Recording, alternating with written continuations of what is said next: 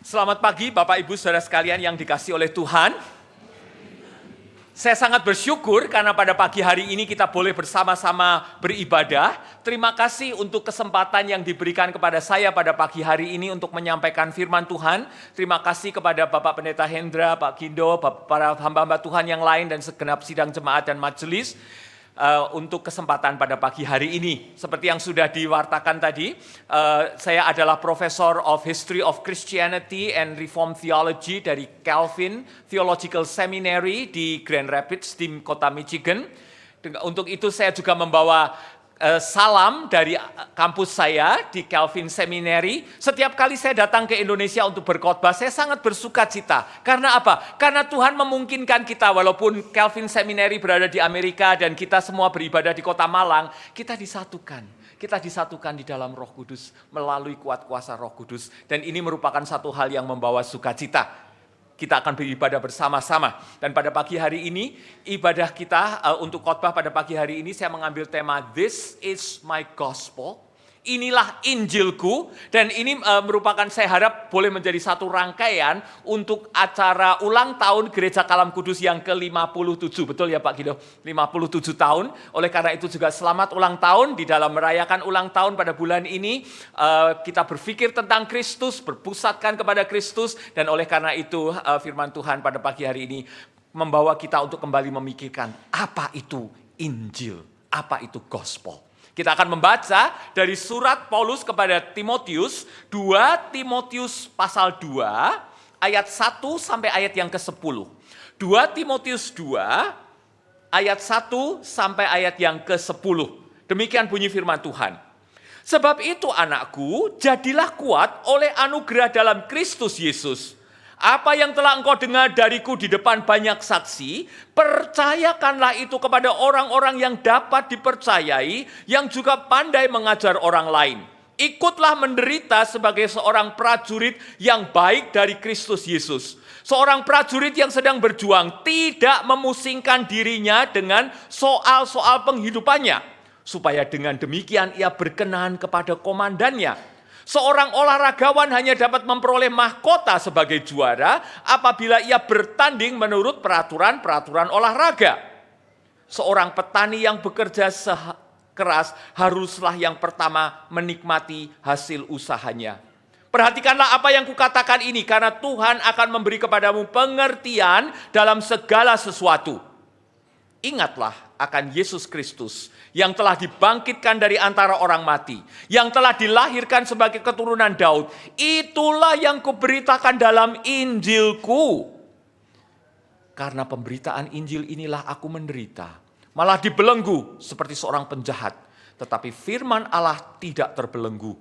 Karena itu aku sabar menanggung semuanya itu bagi orang-orang pilihan Allah, supaya mereka juga mendapat keselamatan dalam Kristus Yesus dengan kemuliaan yang kekal. Sampai di sini pembacaan firman Tuhan. Selamat dan berbahagialah kita yang mendengar dan melakukan firman Tuhan dalam kehidupan kita. Haleluya. Saudara, saya ingat waktu adik saya cuma punya satu adik laki-laki, waktu dia sedang baru selesai menyelesaikan ujian SMA. Pada waktu itu tahun 1985, bagi Bapak Ibu Saudara yang seumuran dengan adik saya, mungkin masih ingat tahun 1985 di Indonesia untuk anak-anak SMA itu berat sekali. Karena apa? Karena itu baru pertama kalinya diterapkan yang namanya nilai Eptanas murni. NEM, masih ada yang ingat? Mungkin masih ada ya, yang dulu ujian SMA. Itu pertama kali diterapkan nilai Eptanas murni, itu jadi ujiannya ujian negara dari pemerintah, semua sekolah dianggap sama, pertanyaannya semua sama, mata pelajarannya juga sama, bahasa Indonesia, Pancasila, matematika, kimia, biologi begitu. Saudara, adik saya sebetulnya cukup pandai, tapi pada waktu itu dia itu sangat khawatir karena dia merasa pertanyaan-pertanyaan selama dari ujian itu sulit sekali dan dia banyak yang tidak bisa menjawab pertanyaannya. Jadi selama 3 minggu menunggu dari selesai ujian akhir itu sampai pengumuman, itu dia ketakutan luar biasa, saudara, karena dia takut gak lulus dan teman-temannya di kelas juga sama, takut tidak lulus. Nah, di waktu itu kami di kota Semarang.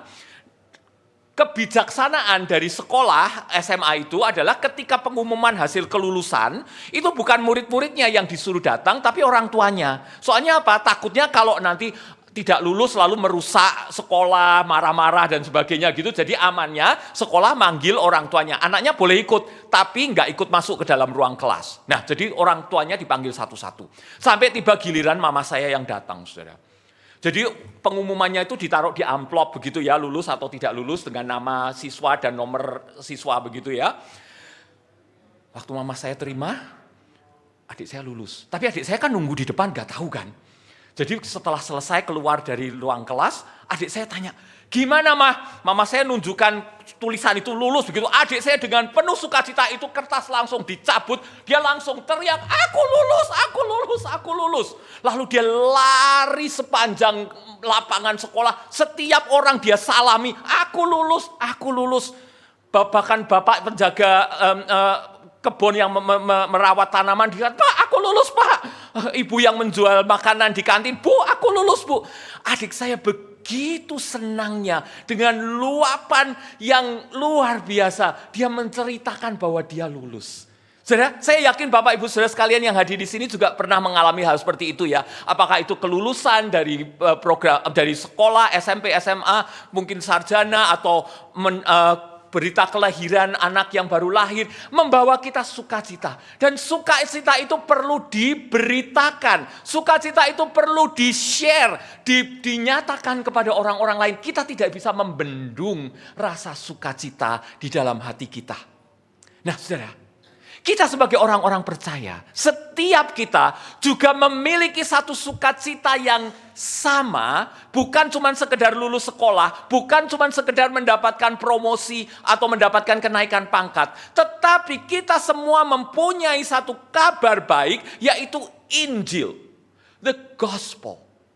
Dan di dalam pembacaan firman Tuhan pada pagi hari ini kita membaca surat Paulus kepada Timotius yang menyatakan, menceritakan, memberitahukan apa itu Injil dan bagaimana kita menyikapi Injil. Saudara, kalau kita memikirkan tentang arti kata Injil, banyak dari kita semua tahu bahwa Injil itu berasal dari bahasa Inggris gospel, yang artinya adalah good news, yaitu kabar baik. Kabar baik itu apa? Intinya cuma satu. Dan inti kehidupan orang Kristen hanya berpusat pada satu ini saja, yaitu bahwa Injil itu adalah berita sukacita bahwa Kristus telah lahir dan telah datang, telah mati dan bangkit dari antara orang mati. Tadi Pak Daniel sebagai liturgos sudah mengingatkan kepada kita apa arti Injil. Nah, saudara, kata Injil itu dari bahasa Yunani, sedikit pelajaran bahasa Yunani. Saya ini dosen, jadi paling senang kalau ngajar gitu ya dengan satu landasan yang kuat begitu. Bahasa Yunaninya adalah euangelion. Nah, saudara, Bapak Ibu sekalian, kalau kita melihat bahasa Yunani, kalau melihat ada kata depan eu, itu artinya selalu baik, good. Kita sering pakai minyak kayu putih, ada di sini yang sering pakai minyak kayu putih, saya juga masih. Kalau ke Indonesia pulang selalu bawa minyak kayu putih buat di Amerika, soalnya di Amerika susah cari minyak kayu putih. Minyak kayu putih itu kan enak ya, kalau kepala pusing gitu, dicium atau dioleskan di kepala, kita rasanya bisa agak lega begitu ya.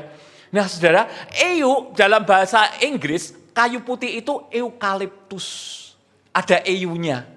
Eu artinya bagus, jadi minyak yang bagus yang bisa membawa kesegaran, eukaliptus. Nah, kata euangelion ini, eu artinya bagus, angelion itu sama seperti kata angelos, angel, malaikat, ya, pembawa kabar baik. Jadi di dalam bahasa Yunani, kata Injil atau gospel itu berpusat kepada sesuatu yang baik, kabar yang baik, sukacita yang baik. Seperti yang setelah saya katakan tadi, Evangelion di dalam Alkitab itu adalah Kristus telah datang untuk menebus umat manusia. Nah, saudara, ketika kita membaca surat 2 Timotius ini, di dalam kita mempelajari perjanjian baru, para ahli perjanjian baru itu percaya bahwa surat 2 Timotius itu adalah surat yang terakhir yang ditulis oleh Paulus sebelum dia mati. Nah, surat ini ditujukan kepada Timotius yang pada waktu itu sudah menjadi seorang pemimpin gereja di kota Efesus. surat-surat terakhir dari Paulus itu sering disebut sebagai surat-surat pastoral. Pastor itu artinya gembala, shepherd ya. Surat-surat pastoral yang ditulis oleh Paulus sebagai gembala atau pendeta atau hamba Tuhan yang lebih senior kepada dua hamba Tuhan yang junior, yaitu surat kepada Titus dan 1-2 Timotius. Jadi ketiga surat ini disebut sebagai surat-surat gembala atau pastoral letters, itu merupakan satu pengajaran yang diberikan oleh Paulus, sang hamba Tuhan yang sudah tua ini, kepada hamba-hamba Tuhan yang lebih muda untuk melayani, untuk memberitakan Injil. Nah, di sini saudara, kita melihat bahwa surat 2 Timotius ini sebagai surat yang terakhir dari Paulus sebelum dia mati, ini seperti surat wasiat. Ya, kita tahu ya, surat wasiat itu sering ditulis oleh orang tua sebelum dia meninggal untuk kepada anak-anaknya mengenai apa yang harus dilakukan, yang harus dikerjakan, dan termasuk apa yang diwariskan. Warisannya dari orang tua yang akan meninggal disampaikan kepada anak-anak mereka. Begitu ya, menulis surat wasiat. Jadi kita bisa melihat surat 2 Timotius ini seperti surat wasiat Paulus kepada Timotius. Nah, pada waktu itu Timotius sudah melayani di gereja di kota Efesus. Jadi Timotius itu sudah mengenal Injil kan? Dia mengenal Kristus kan? Dia sudah mengerti apa arti Injil. Tetapi Paulus kembali mengingatkan kepada Timotius apa artinya Injil. Jadi di sini kita melihat saudara bahwa Injil, berita Injil bukan hanya ditujukan kepada orang-orang yang belum percaya. Bukan hanya ditujukan kepada orang-orang yang belum pernah mendengar firman Tuhan. Tetapi Injil itu juga perlu terus-menerus digemakan, dikumandangkan, diberitakan juga kepada orang-orang yang sudah percaya. Juga kepada hamba-hamba Tuhan yang sudah melayani. Bagi mahasiswa saat yang hadir di sini, juga untuk kalian. Berita Injil itu untuk kita semua. Bukan setelah kita mengerti, kita bertemu Tuhan Yesus, percaya kepada Tuhan Yesus, lalu tidak perlu tahu lagi apa itu inti berita Injil. Ini untuk kita semua. Nah saudara, di sini kita melihat bahwa inti pekabaran Injil dari Paulus itu ditujukan supaya Timotius terus setia di dalam melayani dan menderita bagi Injil Tuhan. Bagi good news, evangelion. Nah saudara, mari kita melihat secara lebih dekat. Di dalam perikop yang kita baca pada pagi hari ini, kita melihat ada beberapa kalimat perintah. Atau dalam bahasa Inggrisnya adalah kalimat imperatif yang diberikan oleh Paulus. Kalimat imperatif itu kalimat perintah yang mengatakan, misalnya contohnya, tutup pintu itu. Kita akan memberi perintah kepada seseorang, atau ambilkan saya buku saya.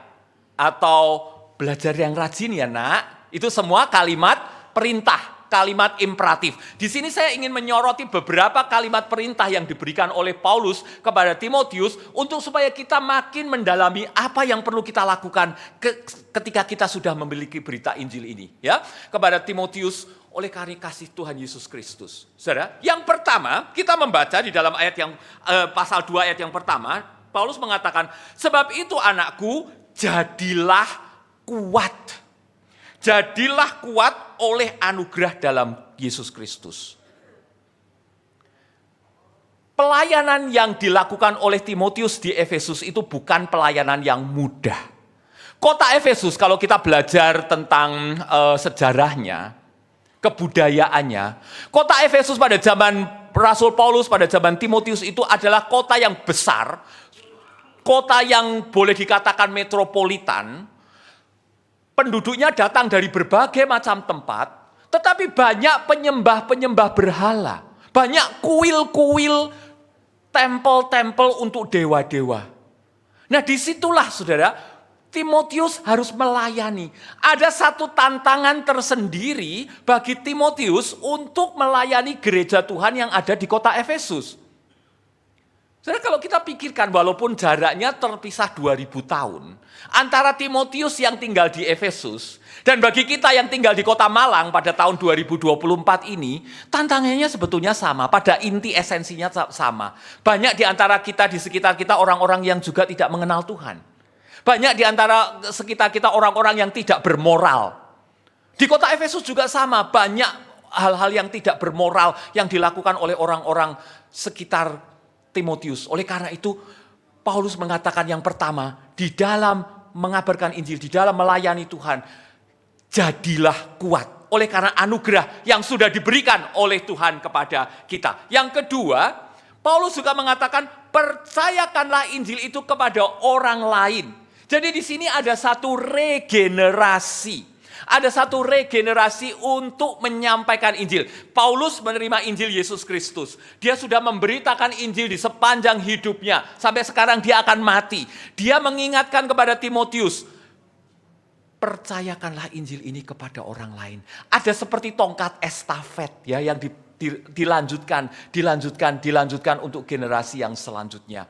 Saudara, sebagai penerima Injil, sebagai orang-orang yang telah mendapatkan kabar baik, kabar sukacita bahwa Yesus Kristus itu telah mati dan bangkit kembali dan menyelamatkan kita, kita juga dipanggil untuk memberitakan Injil ini terus-menerus. Saya sangat bersyukur karena saya bisa datang pelayanan di Kalam Kudus ini pas pada bulan kita merayakan ulang tahun. Nah, saudara, apa yang kita lakukan ketika kita merayakan ulang tahun? Ya tentu saja kalau ada perayaan kita sukacita, ada kue tart. Saya itu paling hobi kalau ngelihat kue tart dan makan kue tart. Saudara, saya bisa habis satu loyang sendiri. Tapi bukan hanya itu saja, saudara. Saya harapkan ketika kita merayakan ulang tahun kita yang ke-57 ini, kita juga melanjutkan tongkat estafet. Jangan berhenti sampai di sini.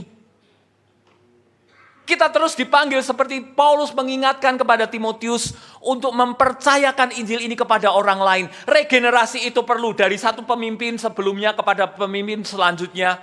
Saya sangat bersyukur karena pada hari ini kita bisa merayakan Pak Titus yang sudah menyelesaikan praktek 1 tahun yang akan kemudian juga melanjutkan. Hati saya tadi pagi di Semeru itu sangat bersukacita. Ada regenerasi, ada pemimpin selanjutnya. Selamat untuk Pak Titus. Saya bersyukur karena saya boleh melihat hamba-hamba Tuhan terus-menerus melayani. Dan untuk itulah kita sebagai gereja, khususnya Gereja Kalam Kudus yang merayakan ulang tahun pada bulan ini.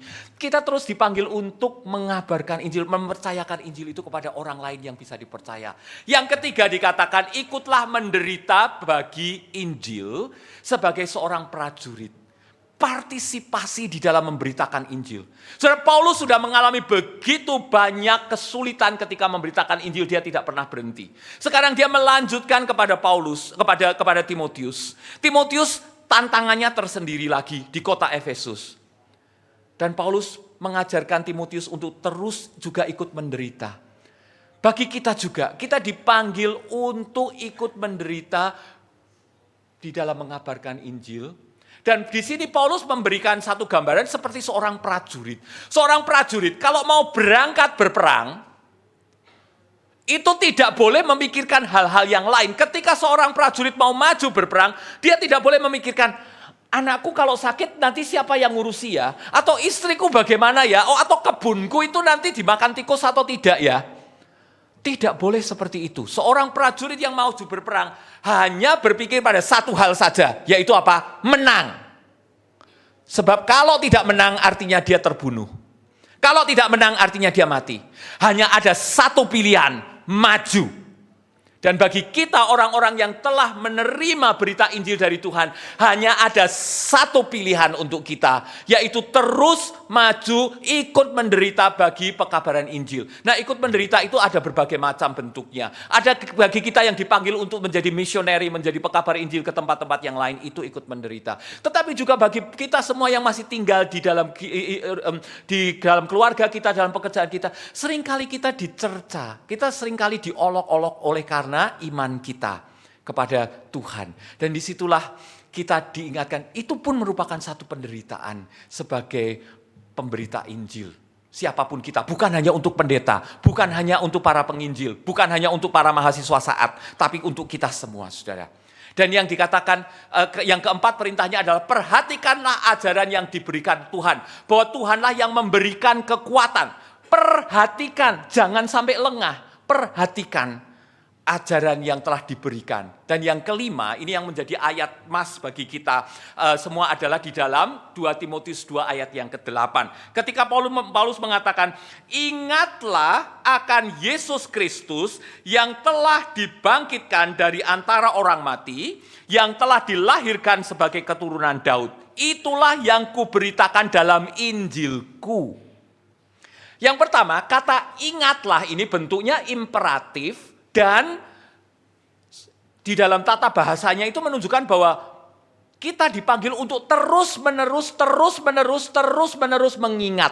Jadi ingat itu bukan cuman, oh ya aku sudah tahu Yesus juru selamat, selesai. Tidak. Ingatlah ini adalah ingat yang terus-menerus diingat supaya apa? Supaya Kristus terus menjadi pusat dari kehidupan kita. Berita Injil Kristus, berita sukacita bahwa Kristuslah satu-satunya juru selamat, itulah yang menjadi sesuatu yang kita ingat untuk setiap saat, tidak ada berhentinya.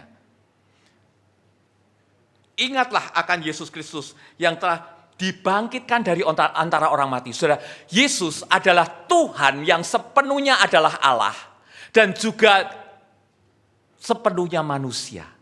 Di sini Paulus mengingatkan satu doktrin tentang Kristus yang maha dalam, tetapi dia memberitakannya dengan cara yang sangat simpel. Yesus hanya bisa bangkit dari antara orang mati oleh karena dia adalah Allah sepenuhnya. Dia mati tapi dia bangkit kembali karena dia adalah sepenuhnya Allah. Tapi pada saat yang sama, Yesus adalah juga keturunan Daud. Di dalam kemanusiaannya, Yesus punya silsilah. Yesus punya nenek moyang sama seperti kita punya silsilah, punya nenek moyang. Nah, kedua-duanya ini adalah hal yang penting. Inilah juga berita Injil. Bahwa Allah yang Maha Kuasa, pencipta langit dan bumi itu telah turun ke dalam dunia ini untuk menjadi manusia, menjadi anak Daud. Keturunan Daud, sepenuhnya manusia. Kemanusiaan Yesus artinya adalah Yesus mengerti siapa kita yang sedalam-dalamnya di dalam setiap pergumulan kehidupan kita.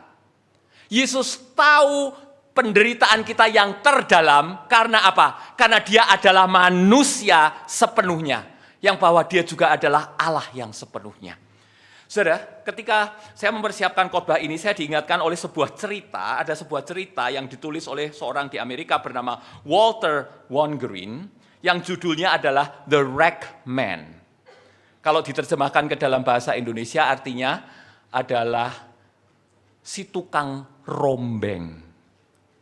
Saudara mungkin tahu kata rombeng, baju-baju yang lusuh, baju-baju yang sudah jelek itu rombengan begitu ya. Waktu saya kecil di Semarang itu banyak itu ibu-ibu yang bilang rombengan gitu. Jadi kadang-kadang baju yang sudah rombeng itu dibeli dengan harga yang murah sekali begitu kan. Nah, sudah dikisahkan di dalam The Wreck Man ini, ada seorang laki-laki muda yang tampan, yang badannya tinggi tegap besar. Pada suatu hari Jumat pagi, dia berjalan mendorong sebuah gerobak yang isinya adalah baju-baju yang sangat indah, baju-baju yang sangat mewah, baju baru, ada sapu tangan yang baru, ada selendang, ada topi yang ditata rapi di gerobaknya dia. Dan dia berjalan dari satu lorong kota ke lorong kota yang lain. Dia mengatakan rombeng, baju rombeng. Siapa yang punya baju rombeng boleh ditukar dengan baju baru tanpa tambahan biaya. Siapa yang mau boleh mengganti bajunya yang sudah jelek, yang sudah lusuh dengan baju yang baru. Dia berjalan mendorong gerobaknya dari satu lorong kota ke lorong kota yang lain. Dan di sebuah lorong dia melihat ada seorang ibu yang sedang menangis. Wajahnya sangat sedih. Dan ibu ini memegang sebuah sapu tangan yang sudah kumal, sudah jelek. Ibu itu menangis, dia mengusap air matanya. Si laki-laki muda ini mengatakan, ibu apakah engkau mau kalau aku tukar sapu tanganmu dengan sapu tangan sutra yang putih yang masih bersinar ini. Ibu ini mengangguk saudara. Lalu dia berikan sapu tangan sutra yang putih itu dan sapu tangan yang rombeng itu diambil oleh si laki-laki muda ini. Ibu ini mulai mengusap air matanya dengan sapu tangan itu. Wajahnya menjadi berseri. Wajahnya menjadi makin cerah. Air matanya berhenti. Tetapi si tukang rombeng ini justru mengambil sapu tangan yang kotor itu dan mengusapkannya di matanya matanya yang tadinya sehat, tiba-tiba bercucuran air mata. Dan dia justru menangis, dia menangis sambil mendorong gerobaknya ini, sambil mengatakan, rombeng, rombeng, siapa mau mengganti tukang baju rombeng dengan baju yang baru. Dia menangis melewati lorong kota yang lain. Dia melihat seorang anak perempuan kecil, mungkin umurnya 7 tahun. Anak perempuan itu tertunduk, di kepalanya diikat dengan kain yang sudah lusuh. Ternyata ada luka di kepala anak kecil ini dan darahnya mengalir. Si laki-laki muda ini mengatakan, "Nak, apakah engkau mau kalau aku tutup kepalamu ini dengan topi berwarna kuning yang berbunga-bunga ini?" Anak kecil itu mengangguk. Maka si tukang rombeng ini memberikan topi yang indah sekali di kepala anak kecil ini. Dan dia mengambil kain itu untuk dipakai di kepalanya sendiri. Luka di anak kecil ini sembuh. Dan si anak kecil ini tersenyum. Tetapi ketika si laki-laki ini memakai ikat kepala itu, justru kepalanya berdarah, saudara. Justru kepalanya mengalir darah dan dia membiarkan darah itu mengalir. Dia menuntun lagi gerobaknya mengatakan, rombeng, rombeng, siapa yang mau menggantikan baju rombeng dengan baju baru. Di sudut kota yang lain dia melihat seorang laki-laki muda berdiri tertunduk di samping sebuah tiang listrik. Dia bertanya kepada laki-laki muda ini, apakah engkau mau mencari kerja, kok hari ini kamu tidak bekerja? Laki-laki muda ini mengatakan, lihat tanganku ini, aku cacat. Satu tangan kananku sudah tidak ada lagi. Si bapak tukang rombeng ini kemudian mengatakan, apa kamu mau mendapatkan satu jas baru? Mau. Diberikan sebuah jas baru yang masih bersinar. Laki-laki yang tangannya cacat ini memberikan jasnya. Dan ketika si tukang rombeng ini mengambil jas itu, tangannya dia sendiri ikut terputus. Dan waktu dia memakaikan jas itu kepada orang laki-laki yang cacat itu, tangan dari si tukang rombeng ini ikut menempel di laki-laki muda itu. Dan dia mengatakan, sekarang dengan tanganku yang lengkap ini, aku bisa bekerja. Tapi si tukang rombeng ini justru semakin lemah, saudara. Bayangkan, air matanya bercucuran, kepalanya berdarah. Dengan hanya satu tangan saja, dia mendorong kereta ini mengatakan, rombeng, rombeng, siapa yang mau menggantikan kain rombeng dengan baju baru. Sampai akhirnya dia tidak kuat lagi, dia berhenti di sebuah gundukan sampah. Gundukan sampah, badannya terlalu lemah. Akhirnya dia mati. Hari Jumat, hari Sabtu, dia tetap mati.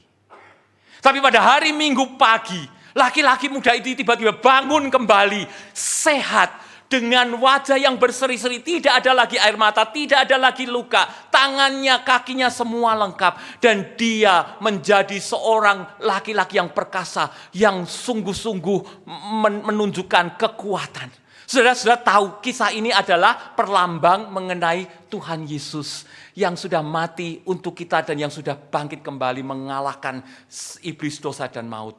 Tetapi kemenangan Kristus bukan hanya mengenai masalah kemenangan rohani. Seperti yang dikatakan tadi, Yesus mengerti setiap titik air mata yang tercurah dari mata kita. Karena dia adalah manusia sepenuhnya. Karena dia adalah manusia yang mengerti siapa kita. Yesus hadir di setiap tangisan kita. Yesus juga hadir di setiap kamar rumah sakit dan kamar operasi di mana kita mengalami operasi.